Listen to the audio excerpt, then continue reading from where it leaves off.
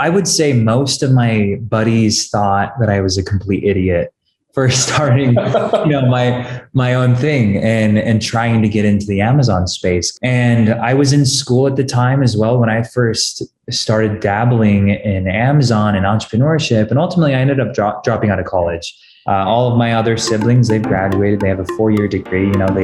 So it was kind of going against the grain as far as the family tradition goes.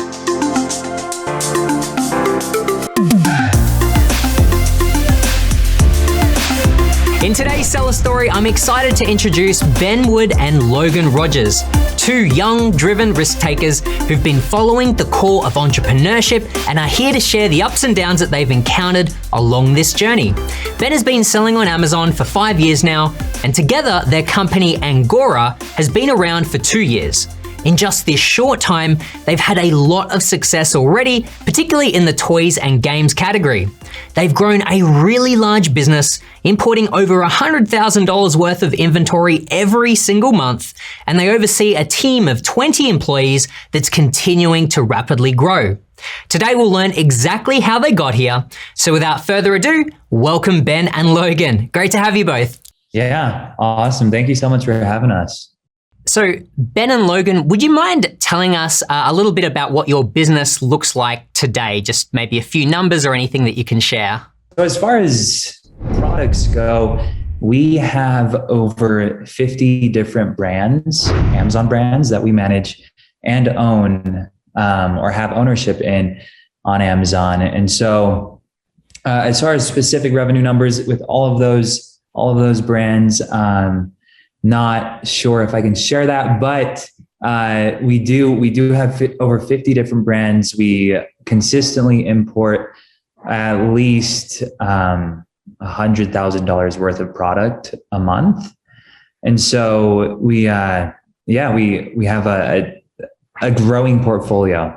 Yeah, that's incredible. That's actually quite mind-blowing. So congratulations on all the success so far. That sounds like a lot to manage, and I can't wait to kind of unpack that a little bit more. But before we do that, I'd love to jump back and hear from each of you. What were you both doing before you discovered Amazon and this opportunity? Yeah, so I actually, I graduated high school in 2013. And then I ended up serving a church mission, essentially. And on that church mission, I was assigned to learn Mandarin Chinese. And so I spent a couple years learning Mandarin. And then after that church mission, I came back, ended up going to school, testing out of all my Mandarin Chinese classes. And I always had some sort of interest in entrepreneurship. I was always doing things growing up, but ultimately I didn't know exactly what I wanted to do. But learning Mandarin Chinese kind of opened my mind up to sourcing products from China. And so I actually ended up starting my first e-commerce store, which was just, a Shopify store. And then we got several retail stores. Ended up spending some time with a couple startups that did Amazon stuff. And so that kind of exposed me to the Amazon world. And that's when I was first exposed to Jungle Scout. And I started seeing, I have, 60 plus products on my own store. Why don't I launch all of these on Amazon? And so that was kind of the segue for me getting into the Amazon space. But prior to Amazon, it was basically e-commerce, but e-commerce and product sourcing and retail, all that stuff. Awesome. What was your background, Logan? I actually was going to school. I was at BYU and was really unsure of the path that I wanted to take just in general. I ended up taking a couple of classes about entrepreneurship and was converted to the idea that I 100% wanted to be an entrepreneur. And I was already connected with Ben here. Actually, me and Ben met at a job several years prior to that. And we had always stayed connected after becoming friends there. And I knew that Ben had already had some experience as an entrepreneur, especially in the e-commerce world. I reached out to him again, told him, hey, I'm really interested in this in this path. He brought me on board because of my ability to learn everything thoroughly and make sure that everything goes smoothly, basically in the same way that he did. Roughly how long ago was it when you first met or started working together? Yeah, so Angora, our company now has been around for about 2 years. So Logan and I have worked together roughly like a year and a half or 2 years. But after Logan joining us and several essential team members, we've been able to grow the portfolio of different Amazon businesses quite a bit. And so Logan has definitely been imperative to the process. And so just to, again, go back to before you started out on Amazon, Ben, in the early days when you were still in the e-commerce space, what were some of the challenges, or what did it kind of look like in the early days? And then what was it that drew you to moving your products onto Amazon? Yeah, so the hard part about selling on or having a Shopify store is to drive traffic to the Shopify store. You have to convince shoppers to buy your product in an impulsive type way, So if we're advertising on Facebook or Instagram or wherever, Google Ads, you have to find a way to convince the customer with them not having the intention of actually buying anything. They're just scrolling through social, and they happen upon your product. So you have to have a really, really good incentive for them or proposition for them in order to actually convert them into actually buying the product. And so I had struggled with that a lot while building my first business. And when I was actually exposed to Amazon, and I remember like the first time a good friend of mine, he pulled up Jungle Scout, and at the same time I was watching some videos on Jungle Scout and how to use it and how to navigate through Amazon. And I remember seeing all of these random listings and all these random subcategories, super, super random niches that were pulling in hundreds of thousands of dollars a month. And it was super enticing to me. And so I did a little bit more research, and ultimately I found that most people shopping on Amazon, they're searching for a specific product. They're not really searching for a brand most of the time. And so that was really intriguing to me because I didn't have to compete with a ton of huge, well-developed brands. I could be, a smaller seller and still get a decent amount of the pie. Are you still selling products on Shopify, or have you moved solely over to Amazon? What's kind of the... Yeah. So that first company I started, we were in about 15 different retail stores. We were in several shopping malls, and we had that Shopify store, but we added the Amazon aspect, and the Amazon sales started dwarfing all of our other sales. And so I kept investing in Amazon, and then ultimately I ended up selling that company. And so now starting our new company a couple of years ago, this e-commerce portfolio company, or Amazon brand portfolio company, if you will, we only sell on Amazon. We've looked at Walmart. We've done a lot of research on Walmart, but just because we know Amazon a lot better than anything else, and our time is just a lot of our time is heavily invested in learning more and more about Amazon. It just makes the most sense for us to launch, our subsequent lines on Amazon. And I'm curious, of all the brands that you're managing on Amazon, are many of them your own brands, or a lot of them sort of partnerships, or what's kind of the makeup of that? When I sold that first e-commerce company, I started several Amazon brands, several small like Amazon listings here and there. And I would launch these products on Amazon, run them for a few months, and then I would sell them. So essentially I was flipping these listings. And so I would invest, $5 to $10,000 of my own money into a listing. And then 3 months down the road, I would sell it for $60,000. And it was great money. But the problem was the turnaround time of actually starting the listing and selling it took too much time. It took several months to actually sell it off. And so I thought, instead of selling this to these people that are buying our listings, why don't we launch it and then we partner with the people that are buying?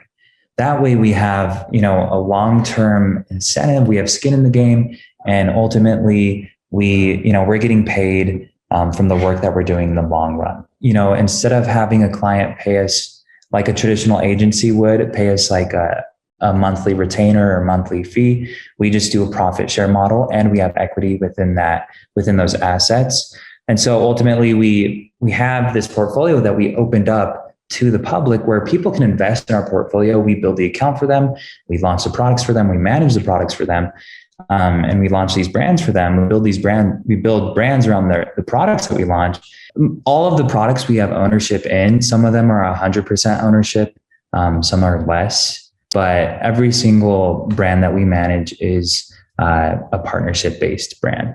I'm curious, for a brand that you're then going on to sell, how many listings or how many products do you usually need to create before you can sell it? Is it just one, or do you typically create 2 or 3 products for that brand before you sell it?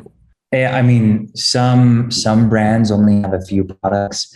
Some of them have a couple hundred products. And so, starting out with Amazon, I always recommend going the brand route.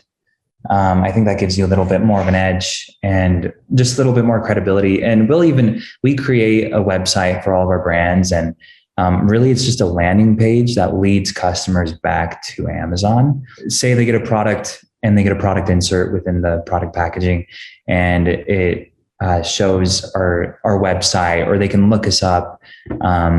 Then they go to our website, and then if they see other products that they like on our website, they can click shop now, and that button will just lead them back to Amazon. To answer your question, we always 1 to 100 products. We always brand it. I guess it's kind of nice to know that you don't need 50 products in that brand or whatever in order to sell it. It sounds like if you've got a strong brand, maybe only a few products, that's still something that can be valuable and, interesting to a buyer down the track. Yeah, we've sold listings before just as a single listing. Whereas it might present more value to a buyer to buy a whole store with at least several products. Some people are interested in just buying one listing, either because they're just getting started and they would like to buy something that's already doing well, but they don't want to jump, full on into Amazon. They just want to start with one listing so they can get the hang of it. I mean, it's very possible to sell even a single listing. Of course, it's possible to be on the other end of the spectrum selling a whole store with 100 listings, 100 different SKUs. So, as you both were building out all these different brands on Amazon, what have been some of the biggest challenges that you've encountered in doing so? The biggest challenges, especially starting out, are pulling the trigger on a product, for sure. I find that was true in myself.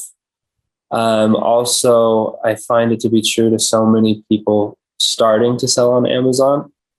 Because when you pull the trigger on a product, when you commit and decide this is a product that I want to sell, you have to buy the inventory. I mean, this is the bottom line. You have to buy the inventory. And that feels like a huge commitment.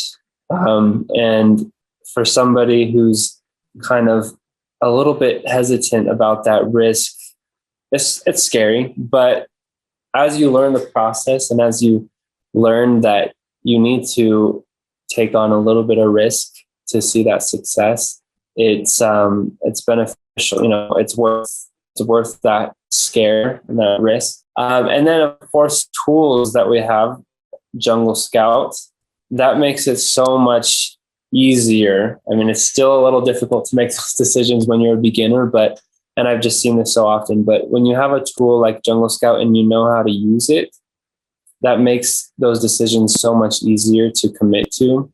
And so that was probably the first and notable challenge for myself in Amazon. There's been plenty of other challenges that have come up since we've started Angora, because we're doing things on a whole different level, with so many different products and a whole system around the process. So I agree completely with Logan. As far as product research goes, that's kind of always been the big thing. But now as we've grown, I think we've hired a team in-house that their only job is to do product research. And so we have a few product, we call them product research specialists. So all they do is, they scrape through Amazon and try and find new opportunities, and they use Jungle Scout literally on a hourly basis or on a minute by minute basis to help find those winning products. At the end of the day, the data never lies.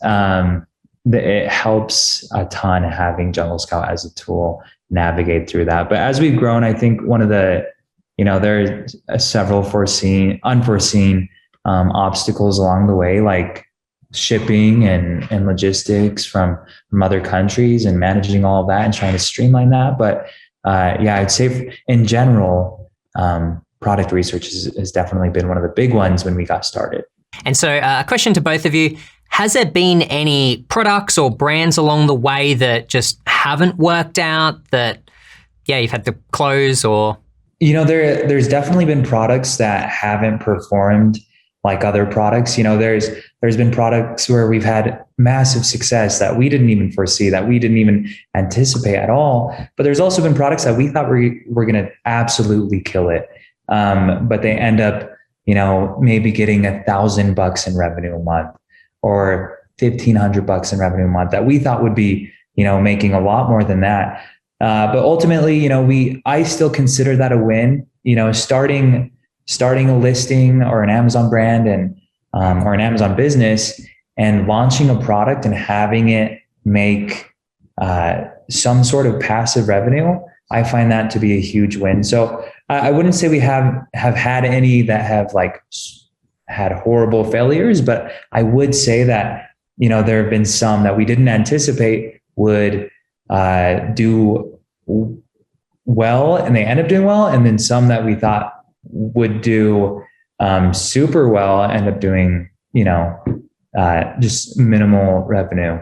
Cool. And as you guys have been doing so much product research, you've got a team doing product research now, are there any sort of winning elements or certain things that you look for when doing product research these days? As specific as I can get, with product research, we like to look at several key numbers, and that would be the average monthly revenue per listing on the first page.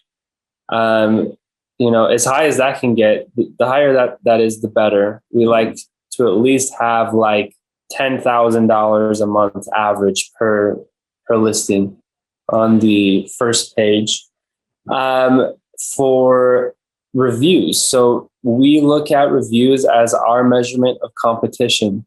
If we can get an average reviews of less than 1,000 on the first page, we feel really great about that. I mean, that tells us that we should feel confident in our process to get us to the first page for those keywords. And then we can't forget about monthly search volume. And particularly with search volume, not only do I like to see that there is a lot of search volume, but I want to look at search volume over time to make sure that it's consistent, that it's not a seasonal product that we weren't anticipating being seasonal. Also making sure that it's not just a product that is currently trending and might die off in a short time. So those are things that we particularly look at to find winning products. Oftentimes when doing product research, a lot of beginners will look at Amazon and try and find like products that are doing $50K a month on average per listing on the first page, or $100K per month. I know when I was kind of launching some newer products after selling my first company, I need to find products that are doing substantial revenue, like $100K plus a month, so that after launching that first product, I'll be set, I'll be good. But to be that type of seller, you also have to be prepared for that. So I always recommend look at products that are at least doing around 10K a month and get started with that, and then start building your portfolio after that. After you've had one successful launch, start adding and multiplying one after the other. And so that's been huge. I also, a while ago, I read something about the Greg Mercer. Is that how you say his last name? Yes. How he doesn't sell anything that wouldn't fit in a shoebox. And so I think, I don't know if that's super accurate. I don't know, but I think it's a good rule of thumb to, don't try and sell giant items. Try and sell things that are going to be easy to ship, that, you're not going to be charged a ton in FBA fees. They're not going to be higher priced items. When you have higher priced items, generally customers are a little bit more critical. And so I think we as a team always like finding products that are a little bit smaller and that would fit in a shoebox. Okay. And then in terms of price, are you, sticking with products that are, under $50 or under $30, or have you ever kind of moved into higher price products? 95% of the time, we probably stick to between $15 and $40. But in that range, that's kind of the sweet spot that we have found. But we have dabbled in products that are $100 plus. And that's where we found that there is a lot of, you gotta be prepared to deal with a lot of unhappy customers potentially, because they're spending a little bit more money. So they're expecting a lot more from that product. Have you hired a team to do a number of different roles, or is it just product research? And then I'm also kind of curious, what's the experience been like building and sort of managing a team? Because I know that can be sort of another whole sort of new skill set. We have a team of designers, both product designers and graphic designers. And then we have a team of content writers that just focus on content optimization on the front end of Amazon, as well as keyword research on the back end, as well as PPC campaigns. And then we have a team that does the product research. We have several account managers, and then we have several product sourcing agents, where they're working directly with our product design team, and they're also working with a couple of our sourcing agents in China. And so, we've definitely developed kind of several different teams throughout this process. And also a photographer. Sorry to jump. Yeah, we have a photo studio in-house that we shoot products all day. And so prior to this, most of what I was doing was it was me, and then I would hire a few VAs maybe. I had a couple people that would join me, and maybe a social media manager, stuff like that. But on a bigger scale, it's been super exciting, tons to do, but it's definitely been worth it. Yeah, wow, that's super cool that you've got whole teams in place. That's really crazy. But I'm kind of curious, Ben, how did it go from you just working with maybe a couple of contractors or freelancers? How long did it take you to build the team, or to figure out who you should employ full time first, or I'm kind of curious, did that happen over a while and took a lot of figuring out, or did you sort of hire a lot of people at once? Yeah. So at the beginning of this year, we had 3 employees. And so what happened was we started getting a ton of interest about Amazon. And so people wanted to partner with our company to launch these brands. And that was kind of at the same time where I was flipping these listings. And so what happened was we needed account managers to manage kind of everything that was going on.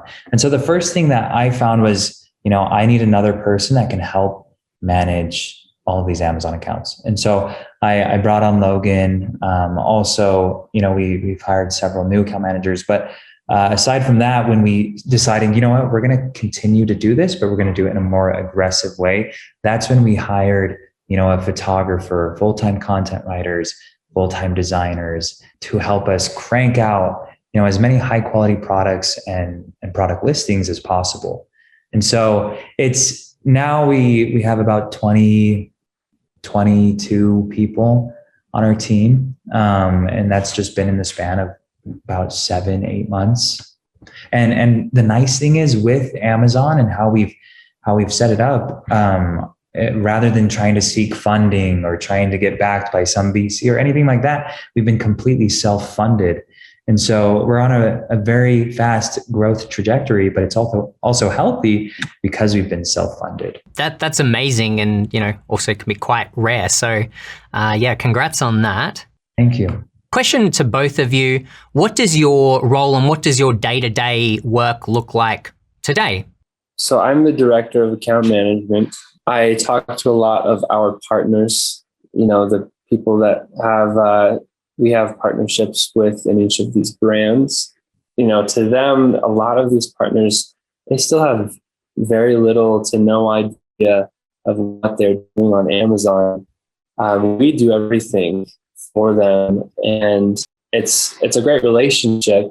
And so a lot of it is giving them updates in our process, whether some of them were at the beginning of preparing a listing, getting it ready to launch, as well as the whole sourcing side of things. So I'm talking to clients, partners, if you will, and making sure that they know where we're at, because they, of course, want to be updated.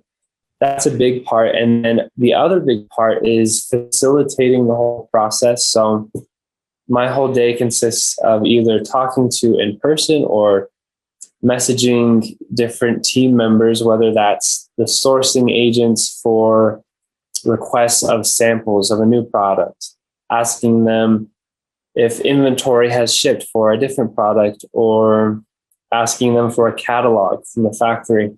Now, then there's the content writer, asking them to write some front-end content for a new listing, asking the design team to give us some design mock-ups of a logo or a product, and then the photographer, of course, asking them when their ETA is on a certain product photo shoot.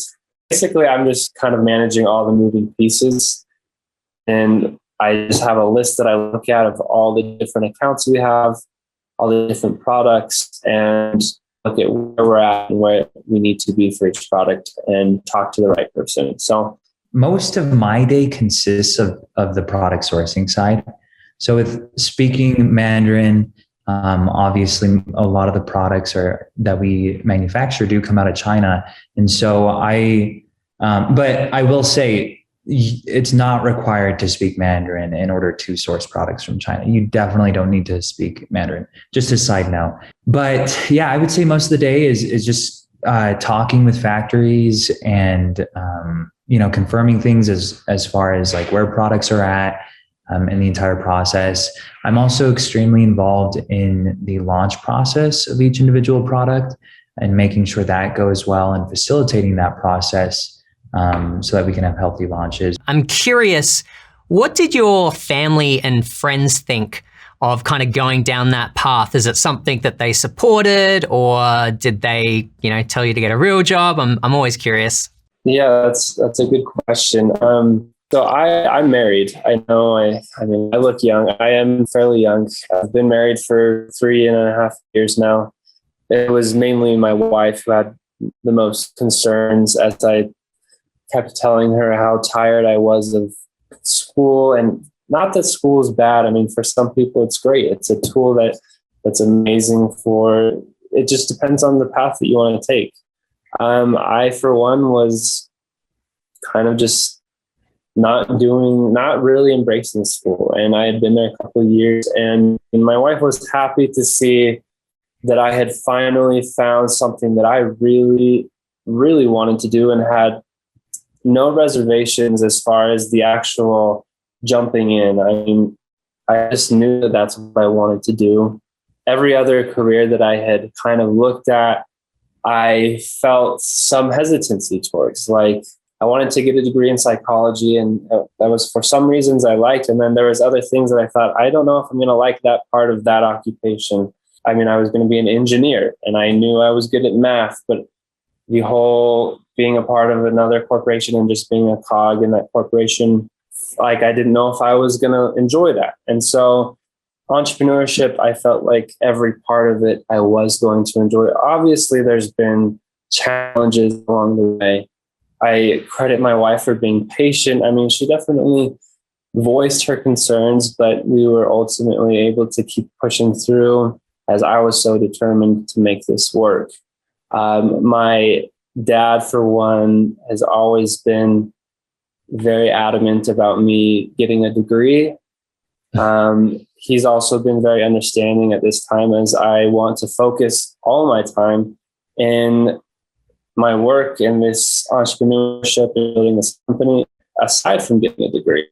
And he's been very supportive, even though from the beginning he always kind of nailed that into my head that I should be in school. I'm so grateful to be at this company where we're doing two things that I love, which is, doing e-commerce. I mean, that's just fun in general once you learn how to do it. And then at the same time, building a company with systems and huge dreams and a huge vision that we all feel so confident and ready to achieve. So I feel really grateful for that. Yeah. So I would say most of my buddies thought that I was a complete idiot for starting, my own thing and trying to get into the Amazon space, because a lot of it was super uncharted for me, and it was uncharted territory for them as well. And I was in school at the time as well when I first started dabbling in Amazon and entrepreneurship. And ultimately I ended up dropping out of college. And I'm the only one in my family. I'm the youngest of 5, and all of my other siblings, they've graduated. They have a 4-year degree. So it was kind of going against the grain as far as the family tradition goes. But ultimately, I think initially they were a little bit concerned, but over time, as they started to see more and more success, there's definitely been a ton more support. My parents are super supportive.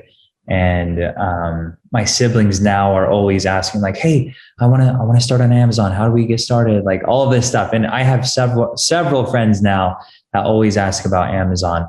And I'm always happy to share. I always refer them to a lot of the Jungle Scout videos and the Jungle Scout software, because it's super helpful. But I'll say that initially, like, a lot of people thought I was being reckless. But I think even people now probably think that, I'm 26 years old and continuing to build this business, which we have reaped several great fruits from, but we have tons of more work to do. So I'm sure there are people that still think I'm, this is crazy, but ultimately for me, it has been so worth it. And I think in the long run, it's, e-commerce and Amazon is the way to go. It's extremely sustainable, seeing all of the growth that is happening around e-commerce. So how did you sort of push past that when you had people around you that thought you were kind of crazy? Did that ever get to you? Did you ever have doubts that, like, maybe they're right, maybe I shouldn't be going down this path, or sort of what kept you going?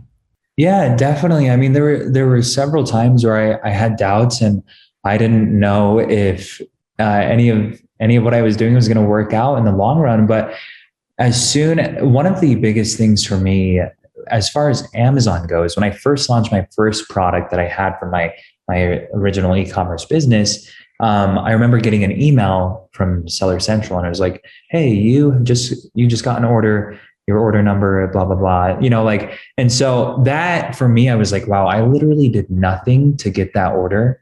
So that really excited me. And I think for all entrepreneurs, when you start to see results from all of the work that you're putting in, that's when it really makes it worth it. And no matter what anyone says, you can push through anything based on those results that you see. But I will say, like, there were several times where I had doubts, and it definitely made it difficult, but seeing results directly from the effort that I was putting in, definitely pushed me past it. But now it's more so of what gets me through things is looking at data and seeing that, looking at the data that Jungle Scout provides and seeing, oh, this product does this, let's go with this product. And it's a lot. Now I don't have as many doubts as I used to, but it's been a process. Speaking of Jungle Scout, to each of you, what are some of your favorite parts of using Jungle Scout or particular tools?